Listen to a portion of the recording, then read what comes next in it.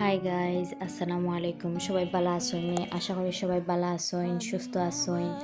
আল্লাহর রহমতে আমিও খুব ভালো আছি। আমি আসলে বহুত গিয়েও ব্লগ করতাম আসলাম, পেজ খুলতাম আসলাম। আমার লাইফও বহুত শুভাকাঙ্ক্ষী আসইন, যারা আমারে খুব ইন্সপায়ার করছিলা এভরি টাইম যে লাইফও কিছু করো, খুব এক্সাইটিং জিনিসপত্র করো। তবে কোনো কথারে হিলান কোনো সময় গুরুত্ব দিছি না বা ফাত্তা দিছি না, মনে হয়েছে এগুলো করিয়া কিতা করতাম বা বহুতবার খরাত গিয়েও ফিসুপা হইছি।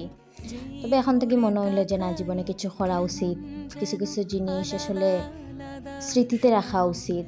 তো ডিসিশন নিলাম এখন থেকে আমি আমার লাইফের এভরিডে ব্লগ সিরিজ আপলোড করবো। আপনারা সবাই আমারে সাপোর্ট করবা, আমার লগে থাকবা। আর যদি আমার কোনো ভুল ত্রুটি হইয়া থাকে, আমারে ক্ষমাশূন্য দৃষ্টিতে দেখবা। মানুষ মাত্রই তো ভুল, তাই না?